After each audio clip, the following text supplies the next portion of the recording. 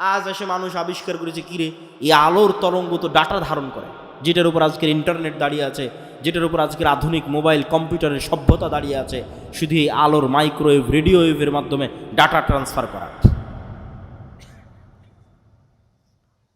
অথচ আমরা কত বোকা দেখেন, সবসময় ফোনে কথা বলতেছি, আমেরিকা, ইউরোপ, লন্ডন সব জায়গায় কথা বলতেছি ফোনে, সাথে সাথে সেখানে আমাদের কথা পৌঁছে যাচ্ছে, অথচ এটা বিশ্বাস করতেছি না যে এই কথা আল্লাহও সাথে সাথে শুনতে পাবে। আরে মানুষের তৈরি প্রযুক্তির মাধ্যমে আল্লাহর দেওয়া সিস্টেম ব্যবহার করে সাথে সাথে কথা পৌঁছে যাচ্ছে আমেরিকায়, আর মানুষ বিশ্বাস করে না যে তার কথা সাথে সাথে আল্লাহ সুবহানাহু ওয়া তাআলা শুনতে পাচ্ছেন। যদিও আল্লাহ এই সিস্টেমের মুখাপেক্ষী নন, আল্লাহ সুবহানাহু ওয়া তাআলা এগুলো থেকে পবিত্র এবং আরও ঊর্ধ্বে। কিন্তু মানুষ যদি এত দূর পারে তাহলে আল্লাহ কত দূর পারতে পারে? মানুষ যদি এত দূর পারে তাহলে আল্লাহ সুবহানাহু ওয়া তাআলা কত দূর পারতে পারে? মানুষ যদি এত দূর পারে। এটা দিয়ে কি বলছিলাম যে এটাই 100 বছর আগে গায়েব ছিল, তাহলে আপনি দেখতে পান না, আপনি বুঝতে পান না, তার মানে পৃথিবীতে না, এটা মিথ্যা কথা। আজ থেকে 100 বছর আগে একটা মানুষ যদি বলে থাকে কথা এখানে বলবো বাজবে আমেরিকায়, এটা অসম্ভব, তাহলে এটা মিথ্যা কথা। কেন? তার জ্ঞানের স্বল্পতার কারণে সে জানতো না, জ্ঞানের স্বল্পতার কারণে সে বুঝতো না। তাহলে যা জানেন না, যা বুঝেন না, যা দেখেন না, তা বাস্তবে না, এটা মিথ্যা। এবং বর্তমান পৃথিবীতে এমনও উদাহরণ দেওয়া সম্ভব যেই উদাহরণগুলো আপনাকে বুঝতে সহযোগিতা করবে যে না, পৃথিবীতে এখনো এমন কিছু আছে যা মানুষ জানতে পারে না, মানুষের বিজ্ঞানও জানতে পারে না। যেমন কুকুরের ঘ্রাণ শক্তি মানুষের চাইতে 10,000 গুণ বেশি।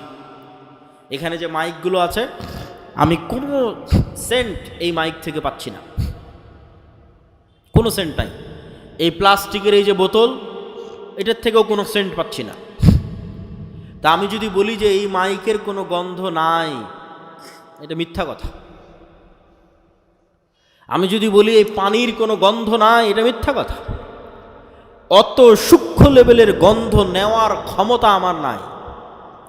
এই মাইকটাই আপনি একটা কুকুরের নাকের সামনে রাখেন, দিয়ে রাজশাহীর সাহেব বাজারে ফেলে আসেন, এখানকার মাটি কাটার কুকুর ওই রাজশাহীর সাহেব বাজারে এই মাইক খুঁজে বের করে নিয়ে আসে। শুধু কি তাই, একটা ক্যান্সার সেলের পর্যন্ত গন্ধ, ক্যান্সারের কোষের পর্যন্ত গন্ধ কুকুর ধারণ করতে পারে। করোনা ভাইরাসের মতো সূক্ষ্ম জিনিসের গন্ধ কুকুর ধারণ করতে পারে। 1 গুণ 2 গুণ বলা নাই তো, মানুষের চেয়ে 10,000 গুণ বেশি বলা আছে, যে 10,000 গুণ বেশি সক্ষম। মানুষ এখনো এই লেভেলের কোনো যন্ত্র আবিষ্কার করতে পারেনি, এই জন্য মানুষ কুকুরকেই কাজে লাগায়। তাহলে পৃথিবীতে এমনও গন্ধ বিরাজমান যেই গন্ধ মানুষ নিতে পারে না, যেই গন্ধ মানুষের তৈরি যন্ত্র নিতে পারে না, কিন্তু আল্লাহর সৃষ্টিজীব নিতে পারে, এমন গন্ধ পৃথিবীতে বিরাজমান। ঠিক এমন আওয়াজ পৃথিবীতে বিরাজমান। আজকে আমি যেখানে দাঁড়িয়ে বক্তব্য দিচ্ছি, এর আশেপাশে যদি কোনো পিঁপড়া চলমান থাকে, ওই পিঁপড়ার আওয়াজ আমি শুনতে পাচ্ছি না। এই রেকর্ডার, দামি রেকর্ডারও যদি ওই পিঁপড়ার কাছে লাগিয়ে দেওয়া হয়, তো এই রেকর্ডার ওই পিঁপড়ার আওয়াজ ধরতে পারবে না। কিন্তু আমি যদি বলি ওই পিঁপড়ার হাঁটার কোনো আওয়াজ নাই, এটা মিথ্যা কথা। ওই পিঁপড়ার হাঁটার যে আওয়াজ আছে, সাপের চলার যে আওয়াজ আছে, যত সূক্ষ্ম লেভেলের আওয়াজ হতে পারে, সে আওয়াজ মানুষ ধরতে না পারলেও, মানুষের তৈরি যন্ত্র ধরতে না পারলেও আল্লাহর আরাক সৃষ্টিজীব ধরতে পারে। যেমন বিজ্ঞানীরা হাতির কথা বলেছে যে তার শ্রবণ শক্তি সবচেয়ে সূক্ষ্ম। তাহলে কবরের আযাব হচ্ছে, আপনি শুনতে পান না, তার মানে হচ্ছে না? কি বলেন? আপনি শুনতে পাচ্ছেন না, এই জন্য কবরের আযাব হচ্ছে না? এটাই গায়েব। তাহলে আমরা কি বলছি? আমরা বলছি পৃথিবীতে এমনও গন্ধ আছে যা মানুষ পায় না, মানুষের তৈরি যন্ত্র পায় না।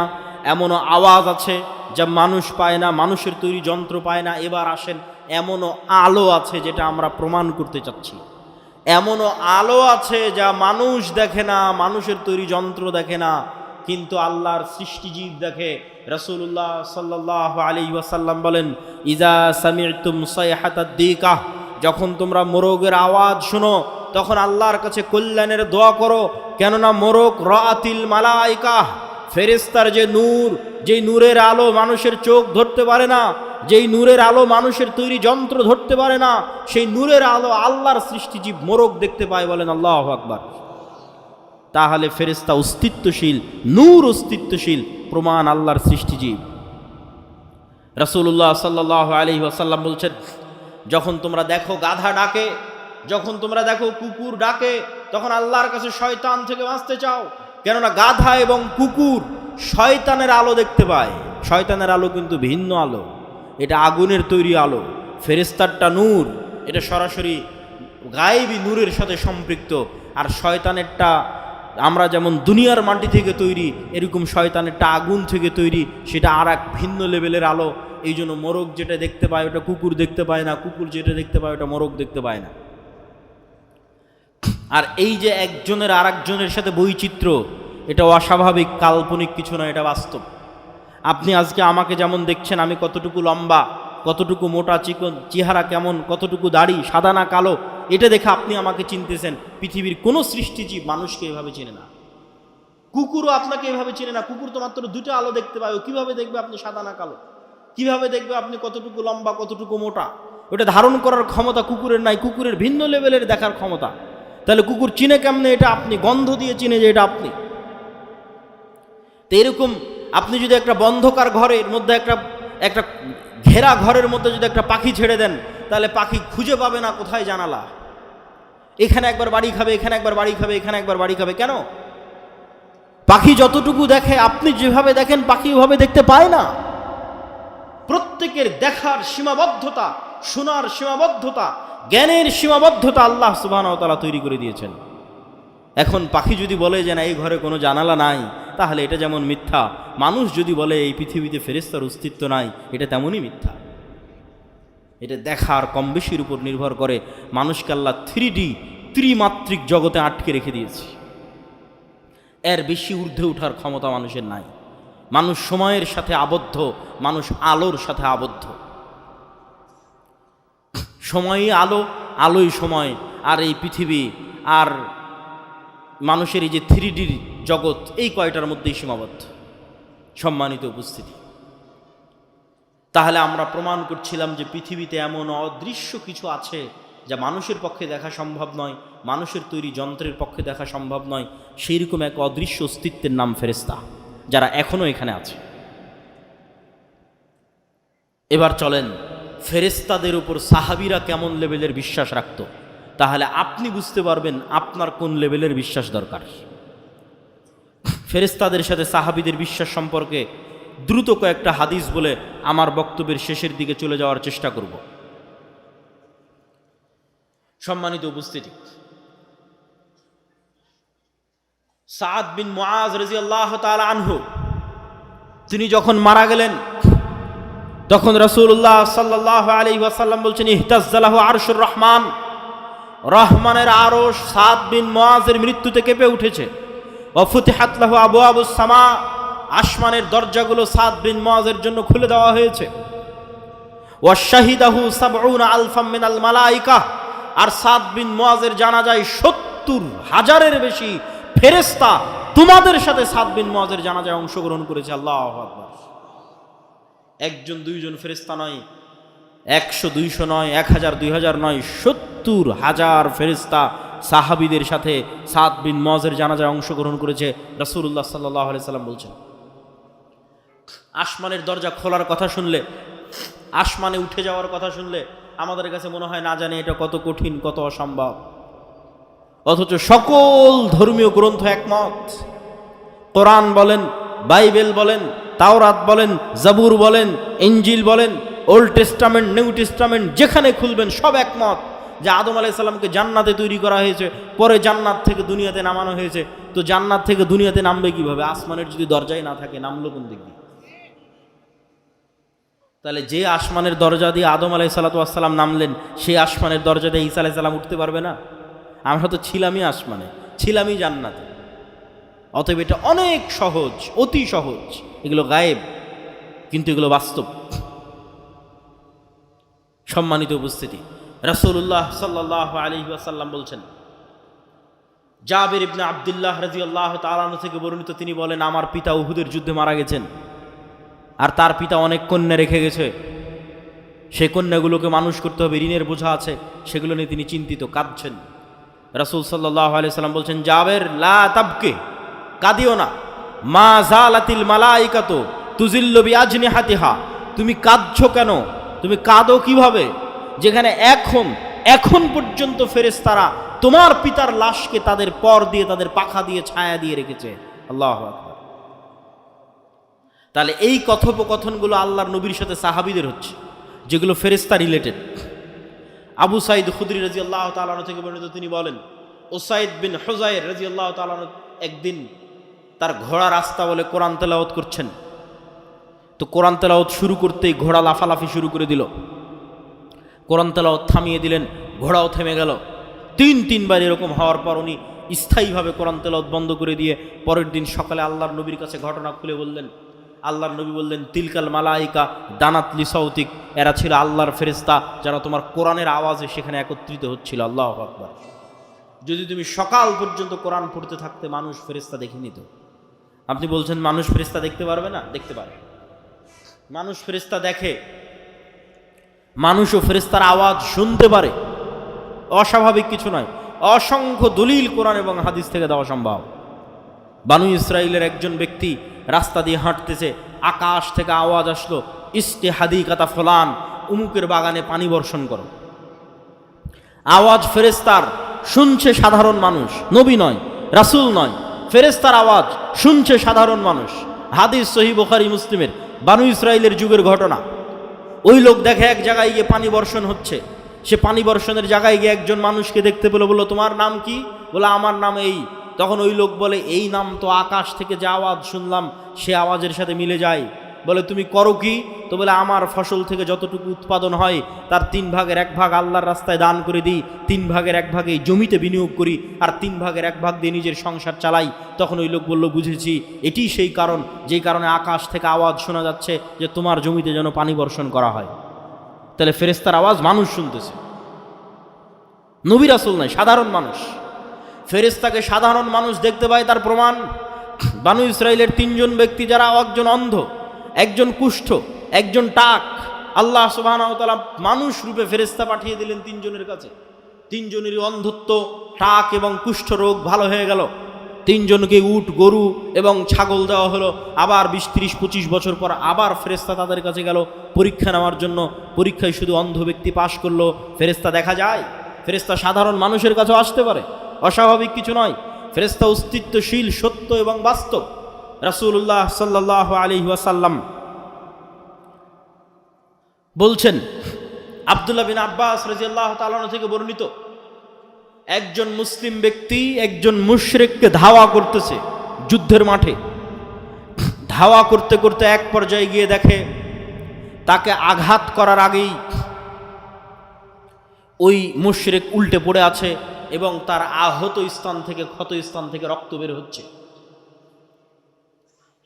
তো তাকে তো সে হামলাই করে, হামলা করার আগে পড়লো কিভাবে, রক্ত কেমনে বের হলো? সাহাবী রাসূলুল্লাহ সাল্লাল্লাহু আলাইহি ওয়াসাল্লামের কাছে এসে যখন ঘটনা বর্ণনা করছেন, আল্লাহর নবী বলছেন, জালিকা মিন মাদাদিস সামাই সালিসা, এটি ছিল 3য় আসমান থেকে আসা ফেরেশতার আক্রমণ। শুধু কি তাই, রাসূলুল্লাহ সাল্লাল্লাহু আলাইহি ওয়াসাল্লাম বলছেন, সাদ বিন আবি ওয়াক্কাস রাদিয়াল্লাহু তাআলা আনহু থেকে বর্ণিত, রাআইতু ইয়াউমা উহুদিন, সাদ বিন আবি ওয়াক্কাস বলছেন, আমি উহুদের যুদ্ধের দিন দেখছি আমার ডানে আমার বামে, আমার ডানে এবং আমার বামে রজুলাইনি আলাইহিমা সিয়াবুন বিদুন মা রাআইতুহুমা ক্বাবলু ওয়ালা বা'দ, আমার ডানে এবং বামে 2 জন সাদা পোশাকধারী ব্যক্তি বীর বিক্রমে যুদ্ধ করছে। আশাদ্দাল কিতাল, ভয়ঙ্কর যুদ্ধ করছে। মা রাআইতুহুমা ক্বাবলু ওয়ালা বা'দ, আমার জীবনে তাদেরকে আগেও কোনোদিন দেখিনি, পরেও কোনোদিন দেখিনি। আল্লাহর নবীকে যখন জিজ্ঞেস করা হলো, আল্লাহর নবী বললেন, এরা 2 জন ছিল জিবরাইল এবং মিকাইল। আল্লাহু আকবার। জিবরাইল এবং মিকাইল যুদ্ধের মাঠে অবতীর্ণ হয়েছে, সাহাবীদের সাথে যুদ্ধ করতেছে, সাহাবীরা দেখতে পাচ্ছে। হাদিস সহিহ, অসংখ্য হাদিস এবং অসংখ্য কোরআনের আয়াত। সম্মানিত উপস্থিতি, আয়েশা রাদিয়াল্লাহু তাআলা আনহা বলছেন, আল্লাহর নবী খন্দকের যুদ্ধ থেকে ফিরে আসলেন। ফিরে এসে ওয়াজা আসসালাহ ওয়াগতাসালা, অস্ত্র রেখে দিলেন, গোসল করলেন। জিবরাইল উপস্থিত। জিবরাইল বলছে, আপনি অস্ত্র রেখেছেন, আমরা অস্ত্র রাখিনি। মানে ফেরেশতাদের বাহিনী এখনো অস্ত্র রাখেনি। কেন রাখেনি? তিনটা ইহুদি গোত্র, বানু কুরাইজা, বানু কায়নুকা, বানু নাজির গাদ্দারি করেছে মুহাম্মদ সাল্লাল্লাহু আলাইহি ওয়াসাল্লামের সাথে, এদের শাস্তি দিতে হবে। আল্লাহর নবী সাহাবীদের বললেন, ফেরেশতা বাহিনী এখনো অস্ত্র রাখেনি, চলো, যুদ্ধ এখনো শেষ হয়নি। আনাস রাদিয়াল্লাহু তাআলা আনহু বলছেন, কাআন্নী আনজুরু ইলাল গুবারি সাতিআন ফি যুকাকি বানি গানাম। আল্লাহর নবী যখন আমাদের নিয়ে পুনরায় রওনা দিলেন, আমরা যখন কোনো গাড়ি বহরে যাই, তখন সামনে যদি 50-100টা মোটরসাইকেলের শোডাউন থাকে, তাহলে ধুলাই যেমন রাস্তা অন্ধকার হয়ে যায়। আনাস রাদিয়াল্লাহু তাআলা আনহু বলছেন, সাহাবীদের বাহিনীর আগে জিবরাইলের বাহিনীর ঘোড়ার পদাঘাতে ধুলায় অন্ধকার হয়ে গেছে রাস্তা। আল্লাহু আকবার। তাহলে সাহাবীরা স্বচক্ষে ফেরেশতাদের দেখতেছেন, ফেরেশতাদের সাথে যুদ্ধ করতেছেন। সম্মানিত উপস্থিতি, তাহলে সাহাবীদের ফেরেশতাদের উপর ঈমান কোন লেভেলের ছিল, আমার এবং আপনার ঈমান ফেরেশতাদের উপর কোন লেভেলের? মুখে বলে দিলাম আমানতু বিল্লাহি ওয়া মালাইকাতিহি, আল্লাহর উপর ঈমান আনি, ফেরেশতার উপর ঈমান আনি, ঈমানই নাই। সাহাবীদের ঈমানের সাথে মেপে দেখেন। বক্তব্যের শেষে চলে এসেছি। বক্তব্যের শেষে এতটুকু বলতে চাই, শয়তান মানুষের শত্রু, ফেরেশতা মানুষের বন্ধু। আপনি যাকে যতটুকু অ্যাক্সেস দিবেন, আপনার ওয়াইফাইয়ের অ্যাক্সেস যেভাবে দেন, কিউআর কোড স্ক্যান যেভাবে শেয়ার করেন, যাকে যতটুকু অ্যাক্সেস দিবেন সে আপনার আশেপাশে সেভাবেই থাকবে। রাসূল সাল্লাল্লাহু আলাইহি ওয়াসাল্লামকে জিবরাইল বলতেছে মেসওয়াক করতে করতে মাড়ি ছিলে গেছে, গোস্ত উঠে যাচ্ছে। আল্লাহর নবীর মতো পবিত্র মুখে যদি জিবরাইলের কষ্ট হয়, আর আপনারা যারা এখানে উপস্থিত আছেন, আপনাদের এই গোদাগাড়ি মাটি কাটার মানুষ যারা প্রতিদিন বিড়ি আর সিগারেট টানতেছে, ওর মুখের মধ্যে শয়তান আছে না ফেরেশতা আছে? আল্লাহর নবীর পবিত্র মুখে যদি জিবরাইলের এত কষ্ট হয়, তাহলে এই বিড়ি আর সিগারেটের গন্ধে ফেরেশতা আসবে? বিড়ি সিগারেটের গন্ধে ফেরেশতা আসবে? অসম্ভব। তাহলে সিদ্ধান্ত আপনার, আপনি কাকে জায়গা দিচ্ছেন। বাড়িতে ঢোকার সময় যদি সালাম দিয়ে প্রবেশ করেন, বিসমিল্লাহ বলে খাবার খান, টয়লেটে প্রবেশ করেন দোয়া করে, বাড়ি থেকে বের হন দোয়া পড়ে, অজু করেন, 5 ওয়াক্ত সালাত আদায় করেন, তাহলে ওখানে ফেরেশতার রাজত্ব, নূরের রাজত্ব, হৃদয়ে প্রশান্তি, বাড়িতে শান্তি। আর যদি সব সময় পেশাব করে পানি নেওয়ার নাম নাই, অপবিত্র, সারাদিন বিড়ি সিগারেটের দুর্গন্ধ, সালামের নাম নাই, কোরআনের নাম নাই, অজুর নাম নাই, তাহলে শয়তানের গোলাম। তার হৃদয়ে, তার কালবে নূর মারা গেছে, তার বাড়িতে শয়তানের রাজত্ব, বরকতবিহীন বাড়ি। সম্মানিত উপস্থিতি, এভাবেই পৃথিবী চলতেছে, এটিই পৃথিবীর রিয়ালিটি। আপনি নিজেও পরীক্ষা করতে পারেন।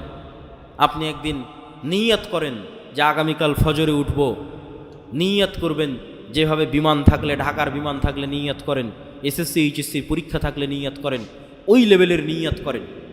নিয়ত করার পর আপনাকে মোবাইলের অ্যালার্মও দেওয়া লাগবে না, মানুষকে বলাও লাগবে না যে আমাকে ফজরে উঠিয়ে দিও। কেননা রাসূল সাল্লাল্লাহু আলাইহি ওয়াসাল্লাম বলছেন, কেউ যদি আয়াতুল কুরসি পড়ে পবিত্র অবস্থায়, পবিত্র অবস্থায় ঘুমানোর সুন্নাত অনুযায়ী ঘুমায়, তাহলে ফজর পর্যন্ত আল্লাহর পক্ষ থেকে একজন ফেরেশতা তার মাথার কাছে দায়িত্ব পালন করে। আল্লাহু আকবার।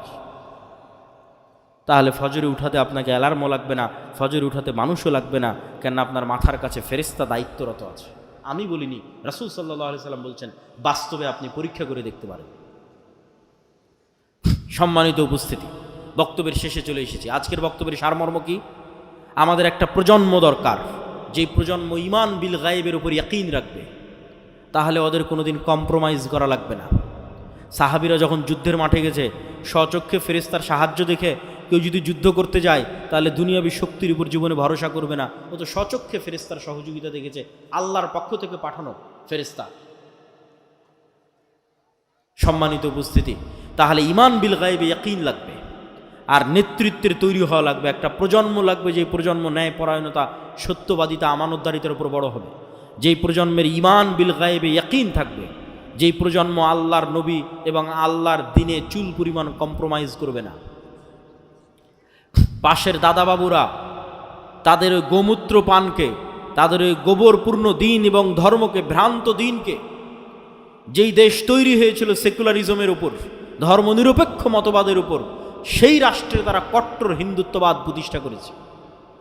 আর যেই বাংলাদেশ 47-এ ইসলামের উপর প্রতিষ্ঠিত হয়েছে, সেই বাংলাদেশের সব রাজনৈতিক দল, সেই বাংলাদেশের সব মুসলমানেরা বলে না, আমরা অনেক বড় সেকুলার, আমরা অনেক বড় ধর্মনিরপেক্ষ মতবাদে বিশ্বাসী, আমরা কেউ মৌলবাদী নই। এই ভয়টা কোথায় থেকে তৈরি হয়? নিজের দিনের উপরে এই কঠোরতা আসে না কেন? ইবনে খালদুন বলেছেন, রাষ্ট্র আসাবিয়া ছাড়া তৈরি হওয়া সম্ভব নয়। দিনের উপর যে যত কট্টর, যেই দিন বাংলাদেশের মুসলমানেরা তাদের দিনের উপর কট্টর হয়ে যাবে, ওই দিন বাংলাদেশ স্বাধীন হয়ে যাবে। এটা হলো স্বাধীনতার একমাত্র মূলনীতি, আসাবিয়া, নিজের দিনের উপর কঠোর হওয়া, শেষ, স্বাধীন। আর যতদিন কম্প্রোমাইজ করে বলবে যে না আমি সেকুলার, আমি ধর্মনিরপেক্ষ, আমি অমুক, ছাড় দিবে, তাদের ইমান এখনো ঠিক হয়নি, ইমান বিল গায়েবে এখনো বিশ্বাস নাই, ইমান বিল গায়েবে বিশ্বাস তৈরি হয়নি। তাহলে ইমান বিল গায়েবে বিশ্বাসওয়ালা, ইয়াকিনের লেভেলে বিশ্বাসওয়ালা, সৎ এবং ন্যায়পরায়ণ একদল প্রজন্ম লাগবে, যারা আমল সালেহের মাধ্যমে আসমান থেকে গায়েবী মদদকে টেনে নিয়ে আসতে পারবে। সালাত সেই আমল সালেহ যা আসমান থেকে গায়েবী মদদকে টেনে নিয়ে আসে। রাতের সালাত সেই আমল সালেহ যা আসমান থেকে গায়েবী মদদকে টেনে নিয়ে আসে। জিকির সেই আমল সালেহ যা আসমান থেকে গায়েবী মদদকে টেনে নিয়ে আসে। এই জন্য যুদ্ধের মাঠেও সালাত আদায় করতে হয়। কেননা দুনিয়াবী শক্তি দিয়ে মুসলমানদের বিজয় সম্ভব নয়। দুনিয়াবী শক্তি দিয়ে মুসা আলাইহিস সালামের বিজয় হয়নি, দুনিয়াবী শক্তি দিয়ে অতীতেও কোনোদিন মুসলমানদের বিজয় হয়নি। মুসলমানদের লাগবে ইমান বিল গায়বি ইয়াকিন, লাগবে সত্যবাদী আমানতদার একদল প্রজন্ম, যারা আমল সালেহ দিয়ে আসমান থেকে গায়েবী মদদকে টেনে নিয়ে আসতে পারবে। তাদের হাতে ইসলামের বিজয় সূচিত হবে। আল্লাহ সুবহানাহু ওয়া তাআলা কবুল করুক। বক্তব্যের শেষে চলে এসেছি। এই যে আপনাদের সাথে সাক্ষাৎ, এই যে আপনাদের সাথে মোলাকাত, এটা যদি অস্থায়ী একদিনের সাক্ষাৎ হয় তাহলে হবে না, এটাকে স্থায়ী রূপ দিতে হবে। আর এই স্থায়ী রূপ দেওয়ার এক নম্বর বড় মাধ্যম মাসিক আল ইতিসাম। কোথায় বছরে বাংলাদেশের 600-র অধিক উপজেলায় আমরা কয়দিন যাব, কতবার, কিভাবে যাব? পুরো বছরে যদি 100টা প্রোগ্রামও করি তবুও এক বছরে 600টা উপজেলায় যাওয়া যাবে না। তাহলে আপনার এখানে একবার না দুইবার না তিনবার মিস হতেই পারে। যেমন গতবার আমাদের আসা হয়নি, আবারও হয়তো সামনে 1-2-3 বছর না আসা হতে পারে। কিন্তু মাসিক আল ইতিসাম যদি আপনার বাড়িতে যাই, তাহলে প্রতি মাসে আমি আব্দুল্লাহ নিজে মাসিক আল ইতিসামে 3টা লেখা লিখি, সম্পাদকীয় লিখি, মিন্নাতুল বাড়ি লিখি, স্বাভাবিক একটা প্রবন্ধ লিখি। এই জন্য আজকে যারা এখানে উপস্থিত হয়েছেন, মনে করছেন আমাদের থেকে জ্ঞান নেওয়া প্রয়োজন, আমাদের সাথে সম্পৃক্ত থাকা প্রয়োজন এবং এটা দাবি, এটা হওয়া উচিত, প্রত্যেকে অনুরোধ জানাবো অন্তত মাসিক আল ইতিসাম নিয়ে যাবেন। 2 নম্বর সম্পৃক্ত হওয়ার উপায় আমাদের বই। যে বই থেকে আজকের আলোচনা করছিলাম সেটাও আমার লেখা বই, জানি না কয় কপি আজকে থাকবে। আল্লাহর পথে যাত্রা এই বইয়ের নাম। এটা ইমান বিল গায়েবের উপরই লেখা, ওখান থেকে আলোচনা করতেছিলাম। এবং এরকম আরও যত বই আছে, মিন্নাতুল বাড়ি হোক, ফিলিস্তিন হোক, শেখ আব্দুর রাজ্জাক বিন ইউসুফের সালাতের হোক, আব্দুর রহিমের নতুন বই রাসূলুল্লাহ সাল্লাল্লাহু আলাইহি ওয়াসাল্লাম দেখতে যেমন ছিলেন, যে কোনো বই যেটা আপনার পছন্দ হবে সেটা সাথে নেওয়ার চেষ্টা করবেন, পড়ার চেষ্টা করবেন। এই উম্মাত পড়ার উম্মাত। ইকরা বিসমি রাব্বিকাল্লাযী খালাক, ইকরা ওয়া রাব্বুকাল আকরাম। এই উম্মাত জ্ঞানের উম্মাত, জ্ঞানের উপরই টিকে থাকতে হবে। 3, আমাদের সাথে স্থায়ী সম্পৃক্ত হওয়ার মাধ্যম মক্তব। এই গোদাগাড়ি অঞ্চলে আমি কত সফর দিয়েছি মক্তবের জন্য, জানি না এখন কয়টা মক্তব চলে। যারা প্রোগ্রামের আয়োজক তারাও মক্তব নিয়ে চিন্তা ভাবনা দায়িত্ব পালন করে কিনা সেটাও জানি না, কিন্তু আমার কাছে ওটাই গুরুত্বপূর্ণ, ওটাই দামি। আমি একদিনের এক ঘন্টার বক্তব্যে না আপনাকে সূরা ফাতিহা শেখাতে পারলাম, না দোয়া শেখাতে পারলাম, কিছুই পারিনি। কিন্তু আপনার গ্রামে যদি মক্তব চলে তাহলে প্রতিদিন ওখানে দোয়া, কোরআন এগুলো শিখবে, আর সেগুলোর সাদাকায়ে জারিয়া আমরা রাজশাহীতে বসে ঘরে বসে পাবো। এটাই তো জীবনের সবচেয়ে বড় সফলতা।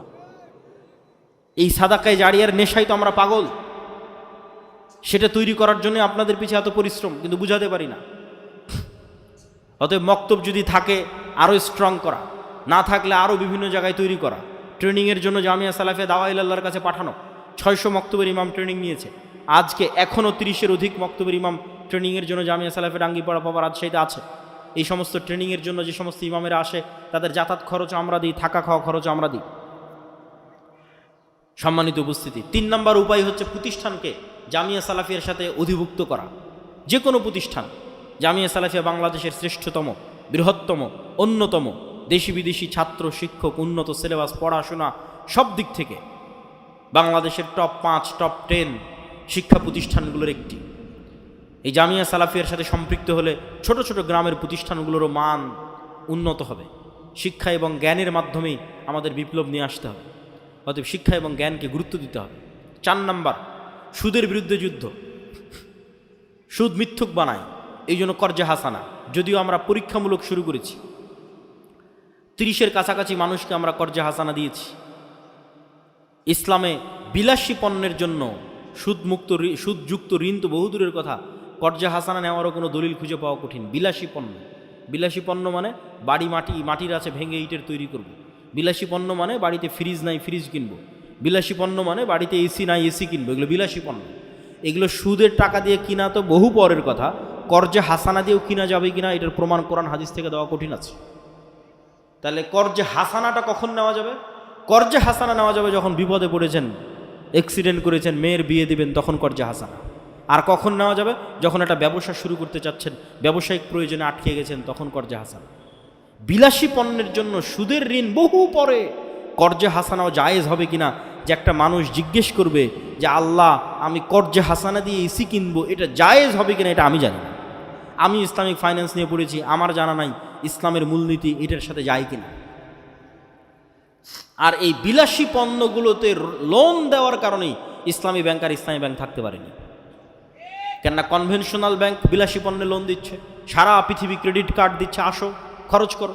বিকাশ বলতেছে 50,000 টাকা তুমি বিনা ডকুমেন্টস জমা দিয়ে খরচ করতে পারবা। মানে যে কোনো মূল্যে আপনাকে লোনের ফাঁদে ফেলে শয়তানের দাসত্বে, মিথ্যার দাসত্বে আপনাকে নিয়ে যাওয়া। এই পুরো পৃথিবী এরকম হায়নার মতো হয়ে আছে। অতএব অল্পে তুষ্ট না থাকলে, ইমান না বাঁচাতে চাইলে আপনি সুদের বেড়াজাল থেকে বাঁচতে পারবেন না। এটির জন্য আমাদের মুসলিম বাইতুল মাল কর্জে হাসানা। আর এই কর্জে হাসানা প্রজেক্টে আমরা কোনো দান নেই না। যে সমস্ত মানুষেরা বিভিন্ন ব্যাংক ব্যালেন্সে টাকা জমা রেখেছে, বিকাশ নগদে টাকা ফেলে রেখেছে, যেখান থেকে কোনো লাভ ইন্টারেস্ট নিতে চায় না, তারা আমাদের মুসলিম বাইতুল মালে টাকা জমা রাখতে পারে। সেটারই অল্প কিছু পরিমাণ আমরা কর্জে হাসানা দিয়ে আবারও যখন তাদের ফেরতের দরকার তখন আমরা আবার ফেরত দিয়ে দিই। আলহামদুলিল্লাহ, অনেক মানুষ মুসলিম বাইতুল মালে তাদের টাকা জমা রেখেছে, যখন প্রয়োজন হচ্ছে তখন উঠিয়ে নিচ্ছে। আমরা চাচ্ছি যে কর্জে হাসানার কালচারটা তৈরি হোক, কর্জে হাসানার এই বিশ্বস্ততায় আস্থায় দেওয়া এবং নেওয়ার কালচারটা তৈরি হোক। তাহলে সমাজ থেকে সুদকে দূর করা যাবে।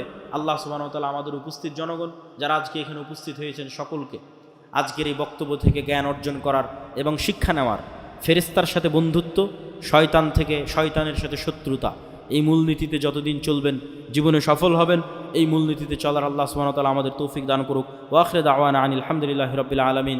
আসসালামু আলাইকুম ওয়া রাহমাতুল্লাহি ওয়া বারাকাতুহু।